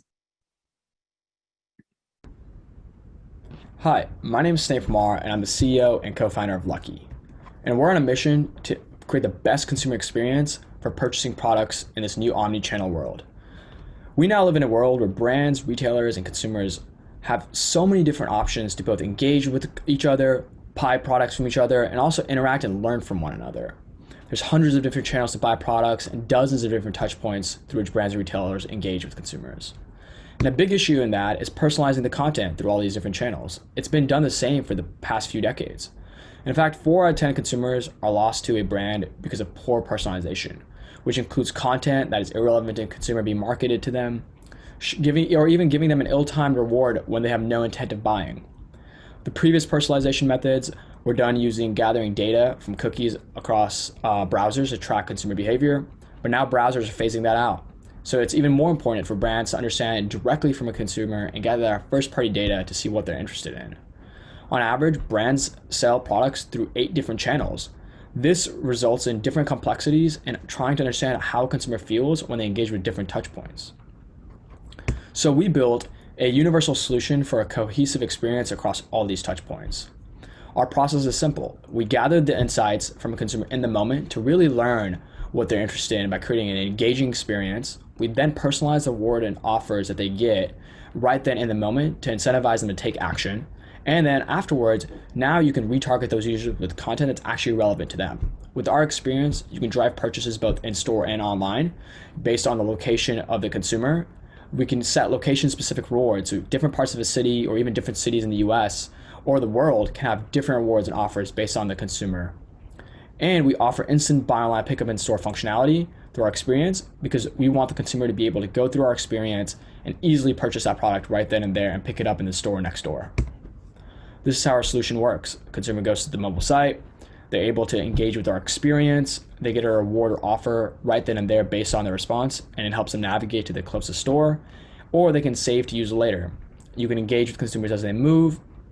You're able to gather this first-party data, which is super important in building out these different audience profiles. And then afterwards, you can optimize your retargeting by truly understanding what a consumer is interested in and segmenting those users and sending each batch of consumers specific content. This is how the backend dashboard works. A brand goes in, creates a campaign, selects the date, the demographic that they're targeting. Then they go and build out an insight question that they want to collect data from with different rewards for each option. They can go in and geofence an area, in this case, San Francisco, and then they can see all the data in real time about how consumers are interacting with these brands. So far, we've seen about a 40% lift in consumer engagement across our mobile touchpoints, about a $50 increase in in-store versus online purchases by driving people to physical retail, and about 100% of all the data is consumer-centric because it's your consumers giving you their feedback on what they're interested in the moment. We've seen massive growth over the past few months with onboarding brands all the way from retail brands to omnichannel brands to even D2C e-com brands. We have 75 more brands in our pipeline and we're onboarding more every single week. We've formed strategic partnerships with different organizations to provide us expertise in building out our platform and getting our infrastructure implemented. We partnered with one of the top 3 retail trade associations to give us access to the top 2 retailers in every industry vertical.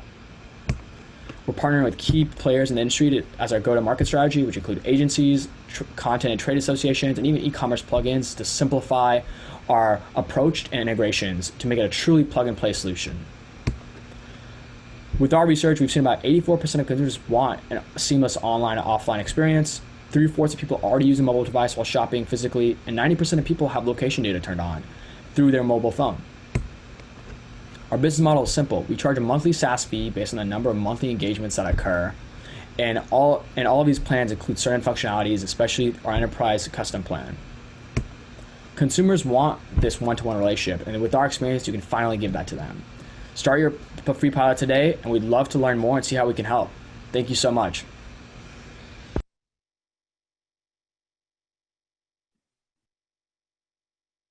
Thanks, Nair, for the presentation. We're lucky to have you here today. Stay on the line and please feel free to answer any of the questions. Up next, we have Lei from Endear. So with all the retail stores being closed, imagine if you could incentivize your store associates to make sales by driving consumers to the e-commerce store or while they're working from home. So Endear actually allows companies to do just that. Endear empowers store associates to drive sales through personalized customer outreach over email and text.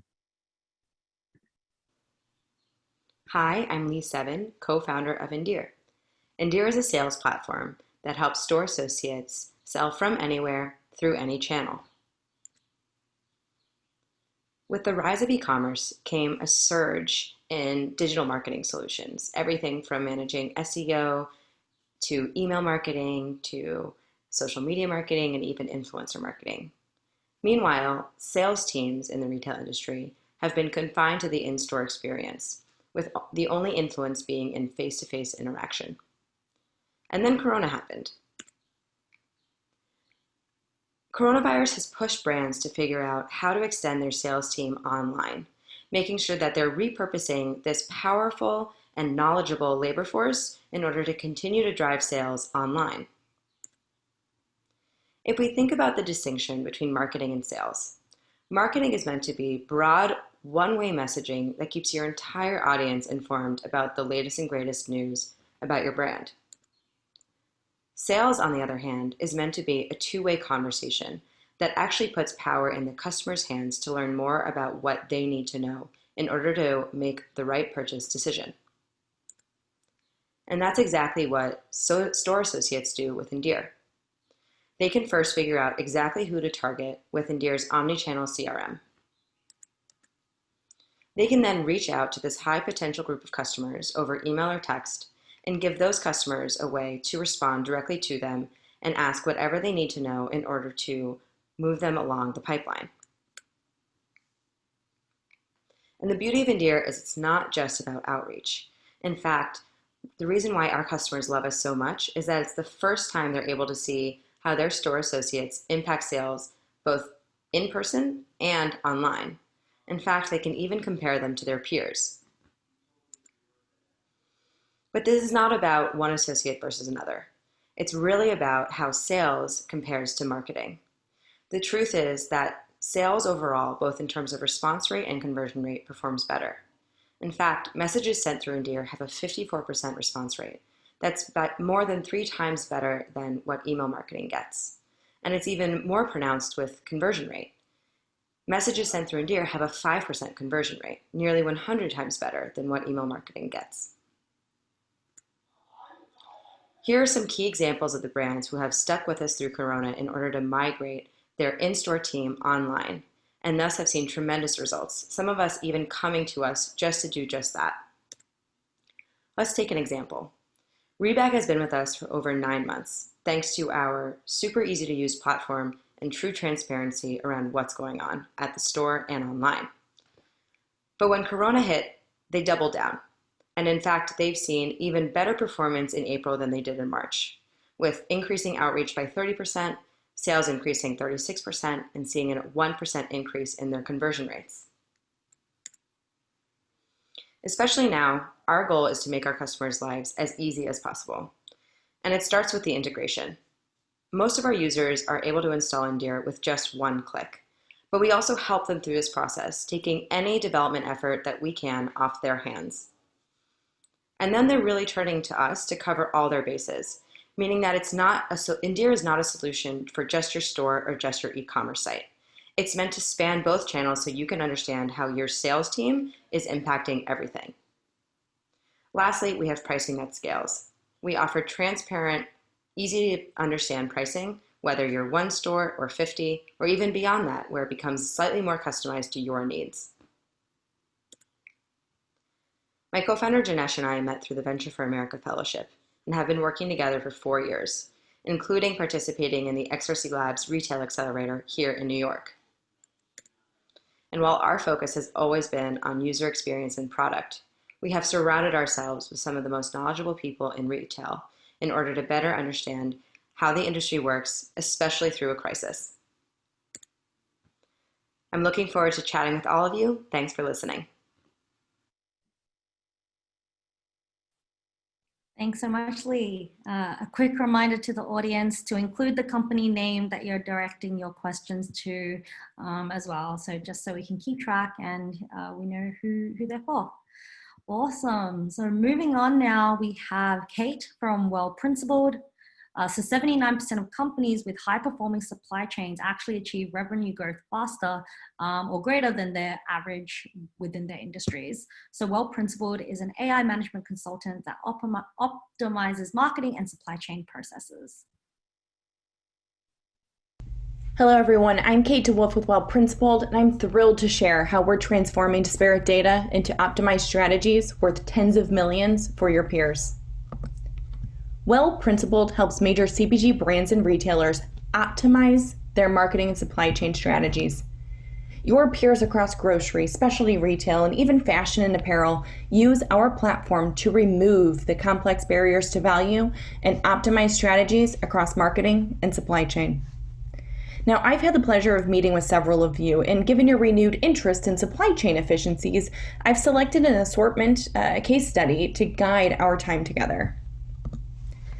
When I led strategy and innovation for a Fortune 500, we were challenged to become data-driven in an attempt to expose optimization opportunities. But folks, this was not easy, right? That's a complex task because data wasn't readily available. There were often cross-functional gaps, and implementation was always a long and painful process. Similar pain surfaced when a large retailer brought Well Principled in to optimize in-store assortment with the goal of reducing cost while maintaining sales. The data needed to properly solve for assortment was scattered across marketing, supply chain, finance, and lived in spreadsheets, their ERP systems, their CDP systems. You get the idea. There was little cross-functional coordination, which explains why they weren't solving for the right problem to begin with. So whether you're optimizing retail assortment or personalized marketing, you're undoubtedly faced with these complex barriers to value. At Well Principled, we remove those barriers with software. Going back to our retail assortment example, Well Principled integrated and curated their disparate customer loyalty data, cost constraint data, and more into our platform with automation, and we continue to manage that data today.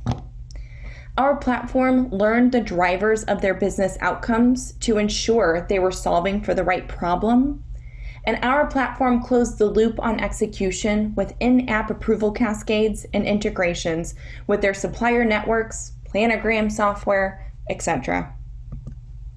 So what's our secret? Our analytically rigorous AI platform is infused with deep expertise from the academic business literature, accelerating your time to value with models of each individual customer, product, and location. We deploy field engineers who close last-mile delivery gaps to ensure you capture that value by embedding optimized decision strategies into your daily operations. Now, in our retail assortment example, this particular retailer had a difficult time solving for assortment due to lacking attribute data. However, because our AI is infused with deep business expertise, we were able to identify what each product was, similar products, complements, and substitutes. This enabled us to deliver our retail partner with what they should sell and where, to whom and when, based on SKU level substitutability, individual customer preferences, and store level forecasts. Folks, I'll leave you with this. One of our clients, one of the largest international beverage companies, they use our full suite of applications to optimize their marketing and supply chain strategies. And we're on track to deliver them $50 million of optimizations in the next 3 to 5 years.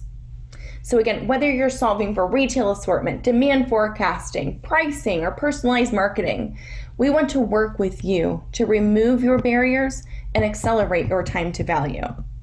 Again, I'm Kate DeWolf. You can contact me at kate@wellprincipled.com. And if we aren't already working together, I look forward to meeting with you soon. Thank you and stay safe. Thank you, Kate. That was a great presentation. And feel free to vote as well. Remember to vote for each of the polls if you want to be connected with these awesome companies. So up next, we have Alok from Copper. So we're seeing an uptick in companies actually looking for technologies that can help manage, for example, traffic within stores or monitor body temperatures in preparation for the new state of normal, as we kind of enter into this post-COVID pandemic world. So Copper deploys industrial sensors and software agents on an integrated IoT intelligence network to allow retailers to gather real-time visibility into their physical spaces. My name is Alok Bhanot, and I'm the founder and CEO of Copper. Today, I look forward to sharing with you our vision and product capabilities. Copper is built on the belief that physical retail is inherently at a disadvantage, originating from the lack of data that digitally native businesses take for granted today. Our platform delivers improvements in monitoring, automation, and business operations they desperately need to stay competitive. We service a spectrum of use cases from occupancy and payments to food safety and energy management. So how do we do it? Businesses in physical spaces have to settle for suboptimal decisions today because of the lack of real-time operational data. Copper bridges this gap by capturing actionable metrics to help maximize profits. Our platform integrates data from our sensors and edge devices with on-site devices and equipment to deliver new insights and capabilities. Our team draws from decades of experience in building and operating one of the largest network of payment devices, and we aim to replicate that success at a larger scale with sensors and smart devices. Our vision is to dramatically improve the way technology is deployed and managed in retail and commercial spaces. With that introduction, let me walk you through a few key features of our product. The Copper platform is a massively scalable data engine in the cloud. We process millions of signals a day from thousands of locations, run them through our rules and analytics engine, and present anomalies on a dashboard. This dashboard is the face of our platform, and you can drill down from locations to zones to individual assets that are color-coded to show minor, major, or critical activities.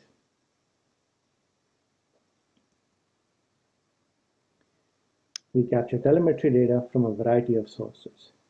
We have people counters and thermal sensors for occupancy management, very relevant in the post-COVID world, where several states are requiring compliance and reporting on social distancing mandates for customers and employees. We have temperature, humidity, flow, and current sensors for energy and operational efficiency. We can detect anomalies in real time by comparing within cohorts on site or across locations or day-over-day comparisons. This allows us to improve troubleshooting, effectiveness, and issue resolution. Our analytics engine can trigger incidents and work orders and automatically manage rules-based remediation and user notifications. We have a rich collaboration capability on our web and mobile application, allowing cross-functional teams to work seamlessly as well as query and troubleshoot remote assets. Besides collaborating on the platform, users can configure filters to receive email and SMS notifications off-platform. These filters can be set up by location, by product, or by severity. Notifications can be set up by the users themselves or administrators on their behalf. Users can also be added to groups to better schedule and manage workloads within teams.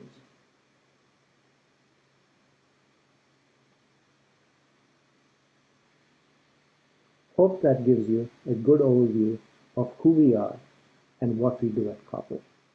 Appreciate your time and attention and look forward to answering any questions. Thank you. Thank you very much, Alok. We appreciate how fast startups are reacting to the pandemic and really offering some great solutions for the world in the post-pandemic environment. So thanks for that. And then up next, we have Bolt. So have you ever decided to buy something online? You get to the checkout, then you get distracted, which I always do, during the checkout process, and I actually never end up buying the product. Well, Bolt creates seamless buying experiences to help retailers and brands increase conversion and stay protected against e-commerce fraud with their first checkout experience platform. At Bolt, our goal is simple. We want to make sure nothing gets in the way when your shoppers want to buy. You work hard to get your customers. And as a retailer, you face many challenges. You put time into product development, manufacturing, marketing strategies, promotions, and referrals, but often that can end up going to waste because, on average, 75% of customers abandon their cart at checkout. And every year, over $100 billion in revenue is lost to falsely identifying transactions as fraudulent. That's more than the amount that's lost to actual fraud. To solve these issues, Bolt was built as the world's first checkout experience platform. But what does that mean? Well, right now, e-commerce is a fragmented ecosystem that requires you to use different tools for checkouts, payments, and fraud prevention. Bolt is a single, powerful solution that replaces all of these with superior results in every area. Our checkout converts better, our order approval rates are much higher, and our payments process is seamless for the end user. So what makes our checkouts convert higher than the competition? Well, checkout, as we know it, hasn't really evolved in over a decade. The experience is often clunky with too many clicks and required fields, multiple redirects, and slow load times. The Bolt checkout is frictionless and streamlined, ensuring that the checkout experience is well integrated into your site, maintaining that same look and feel. More of your customers are shopping on mobile than ever before, and Bolt is made for mobile. Unlike other mobile checkouts that have endless scrolling with multiple redirects, Bolt is designed with mobile in mind. Our checkout saves the shopper, on average, 4 extra clicks, 8 additional fields, and shaves off anywhere from 35 to 90 seconds from the checkout flow. As you can imagine, this has a drastic impact on the rate of conversion, especially on mobile. Our checkout was also optimized to detect and deter fraud. So what makes our approach unique? Well, we combine user interaction and key payment data along with 200 other variables to verify shopper legitimacy. We also manually review and flag transactions to approve good orders and empower you to make the final authorization decision.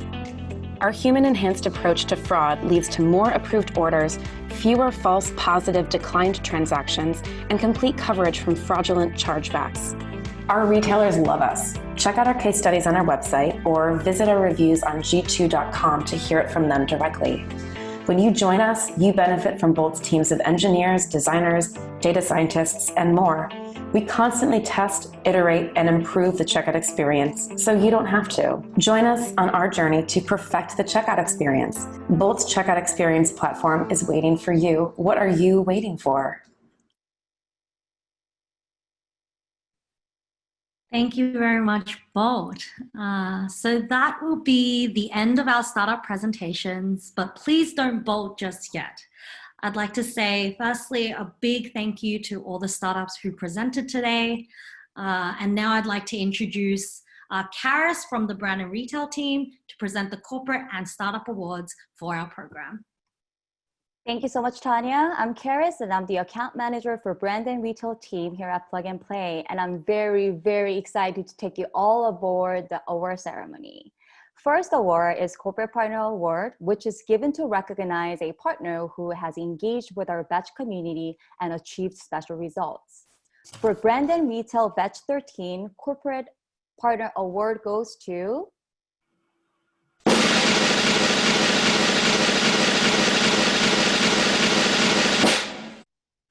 TJX.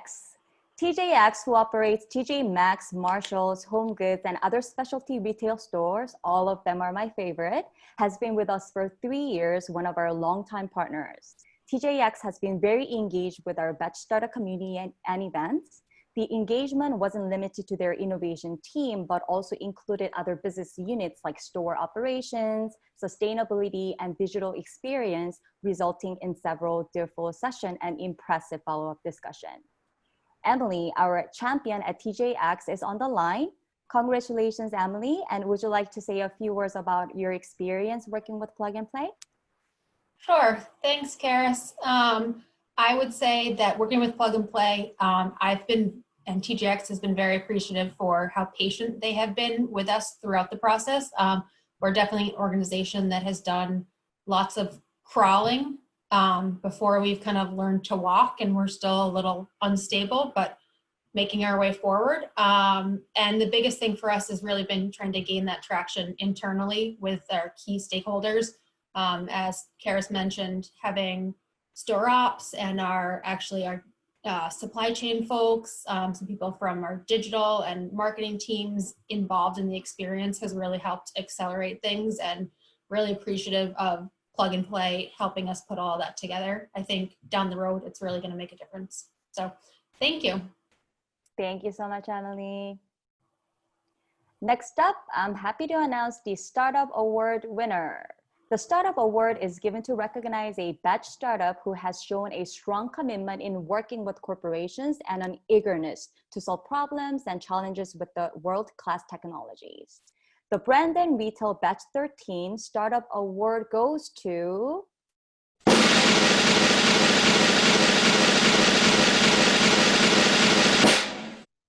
The Call List.